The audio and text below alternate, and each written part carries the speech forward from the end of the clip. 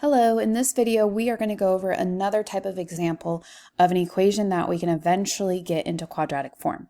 The first place that I want to direct your attention to is always going to be the b term in these types of equations. It usually tells you what a good choice for your u variable should be. So if we temporarily assign u equal to the square root of x, if I square both sides, I get that u squared is equal to x, right? The square root of x squared is just x. And take a look at that. That's that leading term right there in that equation. And so now I'm able to rewrite this out as u squared minus 5u minus 24 is equal to 0. And now I can use all of my quadratic methods of solving this equation. So this looks like it's factorable, looks like negative 8 times positive 3 is negative 24, negative 8 plus 3 is negative 5, so those are the correct factors.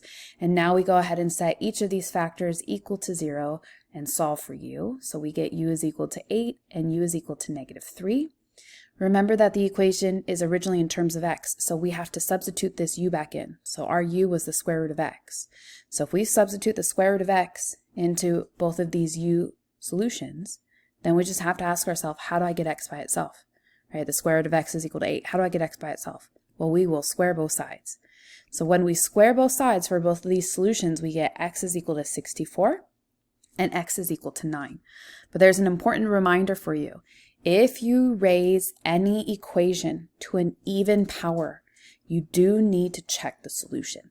This is often when you have an extraneous solution. That means that one of these solutions or all of these solutions could algebraically be the correct answer, but it does not satisfy the original equation. So that means it's an extraneous solution. And it is truly up to you to check that to see if it is. So if we check x equal to 9, you can see here that when you simplify and always substitute it into the original equation, when you simplify 9 into that original equation, you get negative 30, which is not equal to 0.